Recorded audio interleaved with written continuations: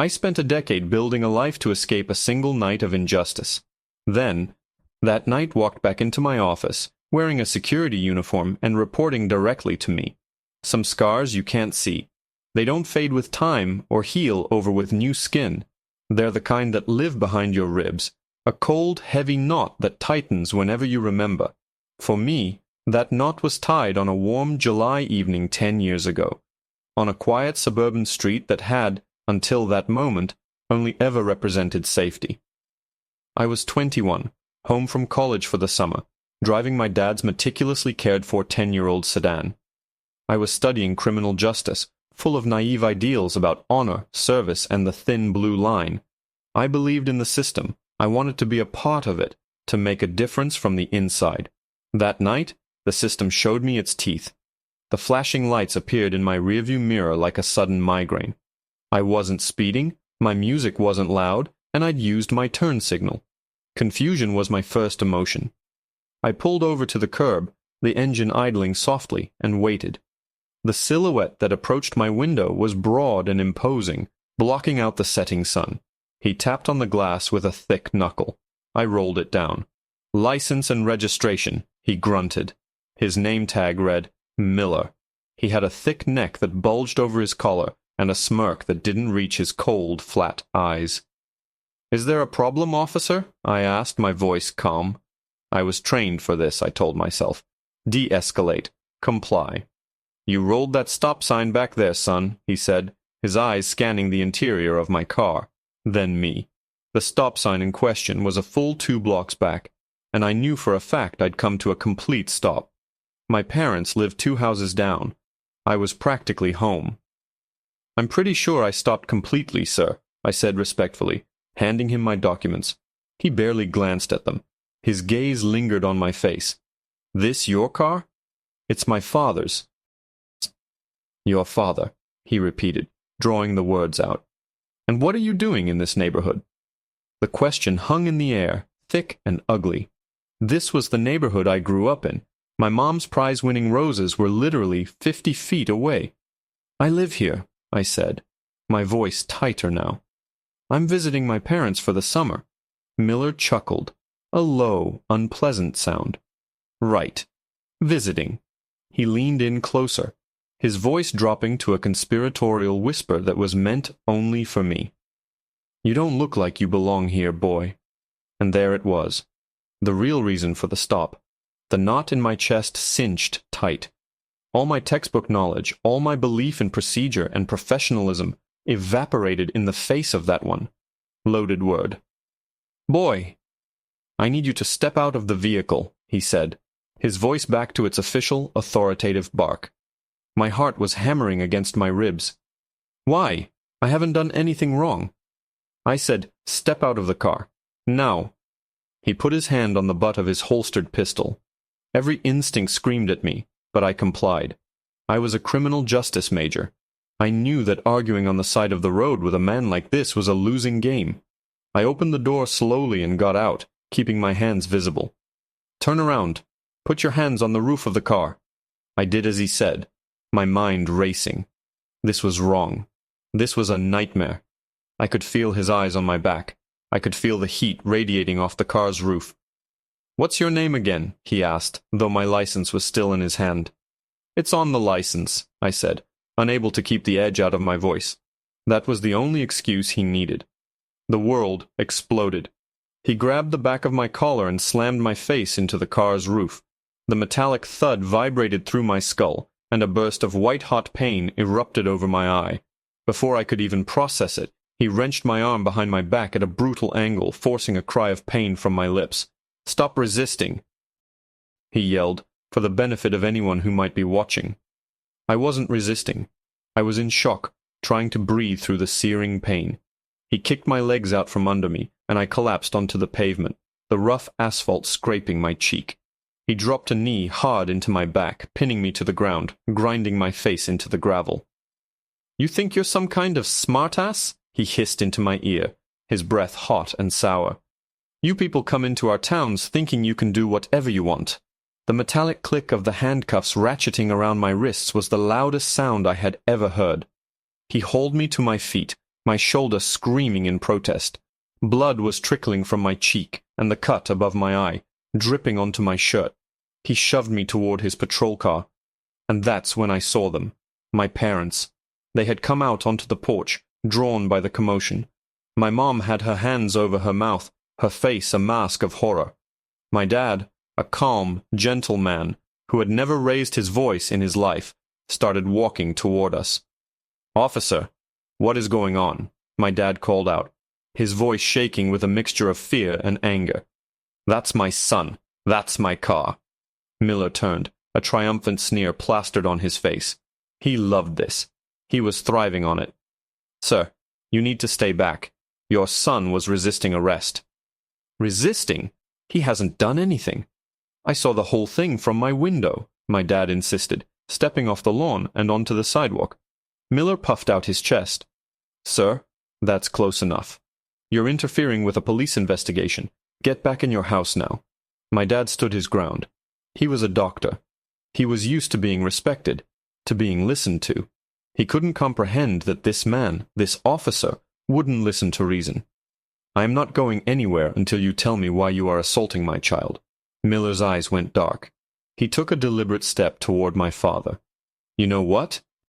"You're right," he said, his voice dripping with venom. He pulled out a second pair of handcuffs. "You're not going anywhere. You're under arrest, too, for obstruction of justice." My mother's scream was a raw, tearing sound that ripped through the quiet evening air. It was a sound I'd never heard from her before, a sound of pure, unadulterated terror. It broke something in my dad. As Miller advanced on him, my father, the calmest man I knew, finally lost his composure. He took a half step back, not out of fear, but out of sheer disbelief. "You can't be serious," he stammered. "Deadly serious," Miller sneered, grabbing my father's wrist. My dad, a surgeon, instinctively tried to pull his hand back. That was all the justification Miller needed. "He's resisting," he shouted, as if my 60-year-old, 150-pound father was a genuine threat. In seconds, another patrol car screamed to a halt behind the first. 2 more officers jumped out, saw Miller struggling with my dad, and immediately swarmed him. I was paralyzed. I could only watch in a haze of pain and fury as they slammed my father against the hood of his own car, the same car I had been driving, and cuffed him. My mother was sobbing hysterically on the lawn, pleading with them, but the other officers formed a wall, keeping her back. Neighbors' lights were flicking on. Faces appeared in windows, drawn to the spectacle of a doctor and his college-age son being brutalized on their own front lawn. The shame was a physical thing, a hot, suffocating blanket. They shoved us into separate cars. The ride to the station was silent, except for the crackle of the radio. The world outside the smeared plexiglass window looked alien, as if I had been ripped from my life and dropped into a darker, crueler version of it. The knot in my chest had hardened into a block of ice. My dream of being a police officer, of upholding justice, felt like a pathetic, childish fantasy. The system wasn't just broken, it was a weapon. And tonight, I was on the wrong end of it.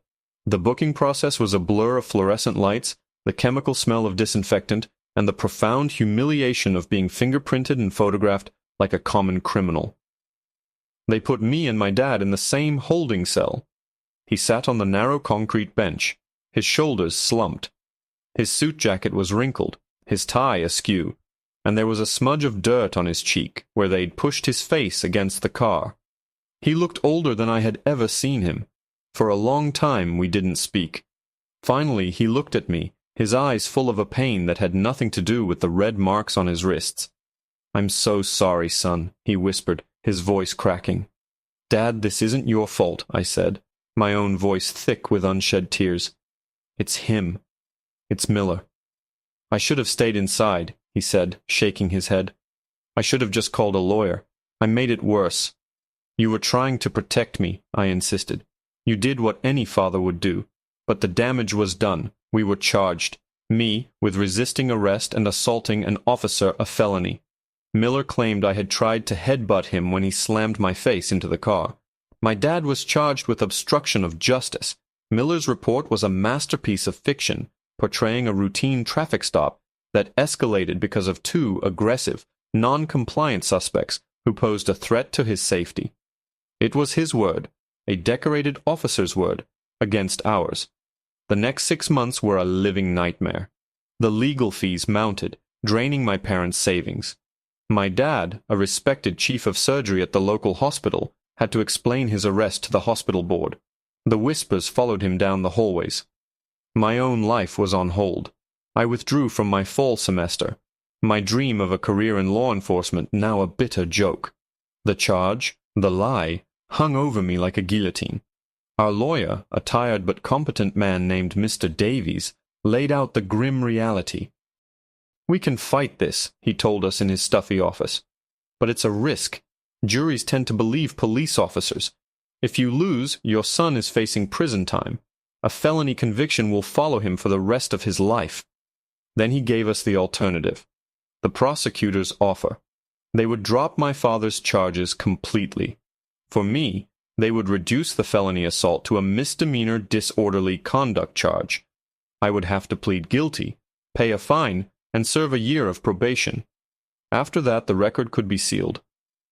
"Plead guilty?" I exploded. "To what? For being assaulted? For being targeted because of the color of my skin?"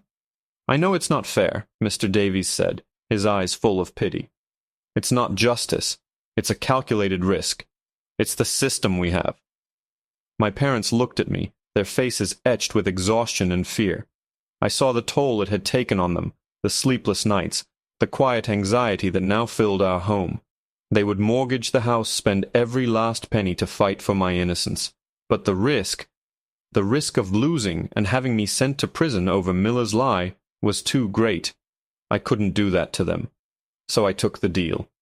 I stood before a judge in a courtroom that felt miles wide, and through gritted teeth, I pled guilty to a crime I did not commit. The word tasted like ash in my mouth. Miller wasn't even there to see it. He had faced no consequences, no internal investigation, nothing. He had won. He had ripped my life apart and walked away without a scratch. That day, I went to the registrar's office and officially changed my major. Criminal justice was dead to me. The system I once admired was a lie, and I wanted no part of it. I poured all my anger, all my frustration, into my new path. I graduated with honors, got my MBA, and started climbing the corporate ladder with a ferocious, single-minded determination. I would build a life so successful, so stable, that no one could ever have that kind of power over me again. 10 years passed.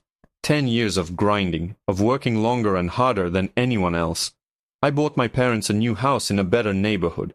I rose through the ranks, from junior analyst to department head, and finally to a senior executive position.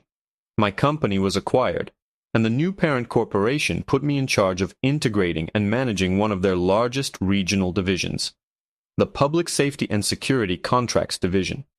My new role was Chief Operations Officer. I was the boss. My first week was a whirlwind of meetings and introductions. On Friday afternoon, my new assistant buzzed my intercom. "Sir, the new head of site security for the Henderson complex is here for his introductory meeting." "Send him in, Maria," I said, straightening my tie and standing up from behind my large mahogany desk. I walked toward the door to greet him, extending my hand with a professional smile. The door opened. A man in his late 50s walked in, his face weathered, his hair thinner and grayer, but the arrogant set of his jaw and those same cold, flat eyes were unmistakable. He was wearing a security supervisor's uniform, a name tag pinned neatly to his chest. It read, Miller. The world tilted on its axis. For a fraction of a second, I was 21 again, my face pressed against the hot roof of my dad's car, the smell of asphalt, and my own blood in my nostrils. The professional smile on my face froze, a brittle mask threatening to shatter. The knot in my chest, dormant for so long, twisted with a violent, sickening lurch. I could feel the blood drain from my face, then rush back with a hot, vengeful fire. Miller saw none of it. He saw a man in a $1,000 suit standing in a corner office with a view of the entire city. He saw power. He saw his new boss. He strode forward, his hand outstretched, a practiced, deferential smile on his face. It was the kind of smile people give when they want something from you. It was a million miles away from the sneer he'd given my father. "Mr. Hayes, it's an honor to meet you, sir," he said, his voice smooth and respectful. "Frank Miller. I'm looking forward to working with you and keeping this facility secure." His hand was still hanging in the air between us. My own hand felt like a lead weight at my side. Every cell in my body was screaming to lash out, to wipe that phony smile off his face, to tell him exactly who I was and what he had done. But the years of discipline, of climbing a ladder where one emotional outburst could send you tumbling to the bottom, held me in check. Revenge is a dish best served cold, my grandfather used to say. Right now, my insides were a blast furnace, but on the outside, I had to be ice. I deliberately ignored his outstretched hand and gestured to the chair in front of my desk. "Have a seat, Mr. Miller." He faltered for a second, his smile twitching as he awkwardly lowered his hand. He sat, his back ramrod straight, trying to project competence and authority. It was pathetic. He looked smaller here, out of his police uniform, stripped of the power of the badge. He was just a man who had built his career on bullying and intimidation, now sitting before me, waiting for my approval. I walked slowly back around my desk and sat down, taking my time.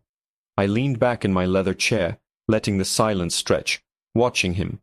He started to squirm, his eyes darting around my office, at the framed degrees on the wall, the photos of my wife and kids, the symbols of the life I had built not just in spite of him, but because of him.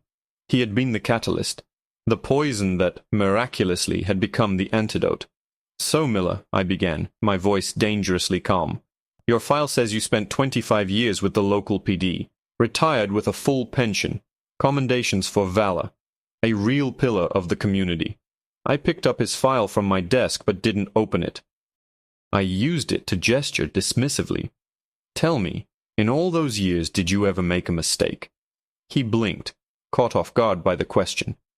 "Well, sir, I mean everyone makes mistakes, but I always tried to do the job to the best of my ability. Always followed protocol." "Protocol," I repeated, letting the word hang in the air. "Is that what you call it? Let me ask you a hypothetical. Let's say an officer pulls over a young man in a nice neighborhood. No reason for the stop, really. Maybe the kid just doesn't look like he belongs there. I saw a flicker of something in his eyes. Not recognition, not yet. Just confusion. He was trying to figure out what kind of test this was. And let's say," I continued, leaning forward, my voice dropping lower, "that this officer decides to make an example of this kid. Roughs him up, slams his face into his car, arrests him on trumped-up charges. Then, when the boy's father comes out to see what's wrong, the officer arrests him too, just for the fun of it, for the power trip." Miller's face was a blank mask, but I could see a muscle twitching in his jaw. He was a cornered animal, sniffing the air for a trap he couldn't yet see. "Would you consider that a mistake, Miller? Or would that just be protocol?" "Sir, I'm not sure I understand the question," he said, his voice tight. "That sounds like a serious case of police misconduct. That officer would, and should, be disciplined." "Should he?" I asked, a mirthless smile touching my lips. "But what if he wasn't? What if he filed a false report, lied under oath, and ruined that young man's life? What if that young man had to plead guilty to a crime he didn't commit, just to keep his father out of trouble and avoid a felony conviction? What if that single event derailed his entire future?" I stood up and walked to the window, my back to him. I looked down at the city sprawling below me. My city. My company. "What do you think a man like that deserves, Miller?" "Ike," I asked quietly, my voice resonating with 10 years of suppressed rage. The silence in the room was absolute. I could hear him breathing, short, shallow breaths. He knew. He had to know. I turned back to face him, my expression cold and hard as granite. The last 10 years of my life flashed before my eyes. The shame, the anger, the sleepless nights, the relentless drive to prove him wrong, to prove everyone wrong. It all led to this single, perfect moment. This perfect symmetry. His face had gone pale, a pasty, sickly white. The smug confidence was gone, replaced by a dawning, horrified recognition. His mouth opened slightly, but no words came out. He looked at me, really looked at me, for the first time. He was no longer seeing Mr. Hayes, the COO. He was seeing the ghost of the 21-year-old kid whose life he had tried to destroy on a quiet suburban street 10 years ago. "You," he breathed, the word barely a whisper. "Me," I confirmed, walking slowly back toward my desk. "Now, I believe we were talking about your employment." I sat down, picked up a pen, and pulled a single sheet of paper from a drawer. "As your new Chief Operating Officer, I have a few adjustments I'd like to make to your job description, and your first official duty is going to be a very, very public one." Miller stared at me, his face a grotesque mix of disbelief and stark terror. The past had just reared up and bitten him with a vengeance he could never have anticipated. The power dynamic, the one he had lived by and abused his entire career, had been inverted with a dizzying, brutal finality. In this room his word meant nothing. His pension, his commendations, his 25 years of authority, they were all useless. He was just a man in a cheap uniform, sweating under the cold gaze of his own history. I don't know what you're talking about," he stammered, the denial weak and pathetic. It was the last gasp of a drowning bully. "Don't you?" "Ah," I said, my voice cutting through his lie like a scalpel. "July 12th, 10 years ago, a 10-year-old sedan. You claimed I rolled a stop sign on Elm Street. Does any of that ring a bell, Frank? Or do all the faces of the people you've railroaded just blur together after a while?" He flinched at the use of his first name. The last barrier of professional decorum was gone. The color had completely drained from his face, leaving it a sickly, mottled gray. He looked like he was going to be sick right there on my expensive Persian rug. "My first official act as COO," I continued, pushing the single sheet of paper across the polished mahogany of my desk, "is to announce a new corporate initiative, a partnership with the city's leading inner-city youth outreach program. We're going to be funding scholarships, creating internships, showing kids who come from difficult backgrounds that there is a path forward, that the system doesn't have to be their enemy." I paused, letting the irony sink in. "We're holding a press conference in the main atrium on Monday morning to announce it. The mayor will be there, the media, and my father." Miller looked from the paper to my face, his eyes wide with dawning horror. He was beginning to understand. This wasn't just about a job. This was about retribution. "My father," I repeated, my voice dropping to a near whisper. "The man you humiliated and arrested for trying to protect his son. He's a respected surgeon, you know, a pillar of this community. When he speaks, people listen, and he's going to be our keynote speaker. He's going to tell his story, a personal story, about how injustice can derail a young person's life, and how second chances can change everything." I leaned back in my chair, steepling my fingers.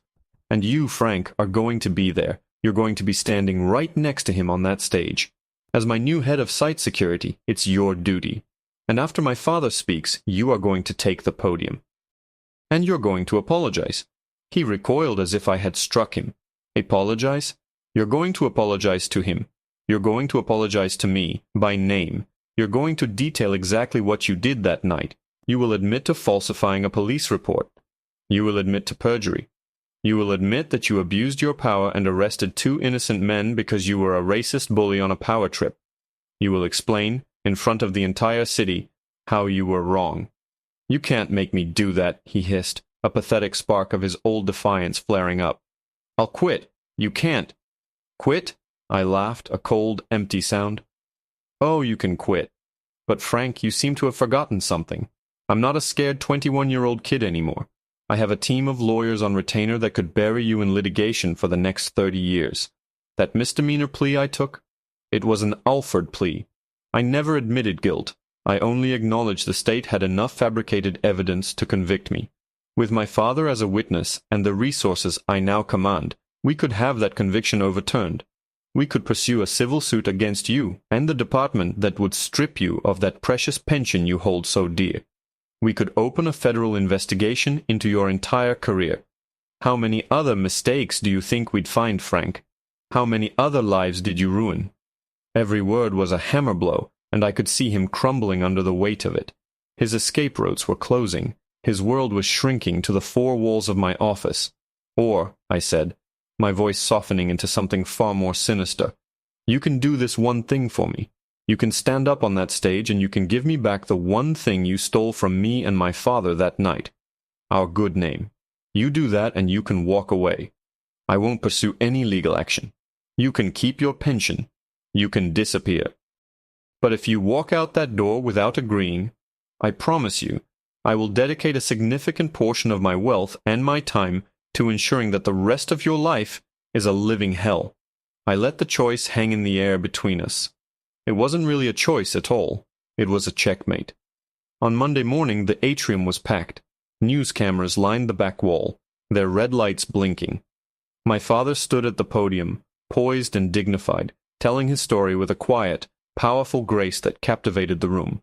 He didn't name Miller. He just spoke of an officer and an injustice that had shaped his son's life. He spoke of forgiveness and the importance of creating opportunities for all. He was magnificent. Then it was Miller's turn.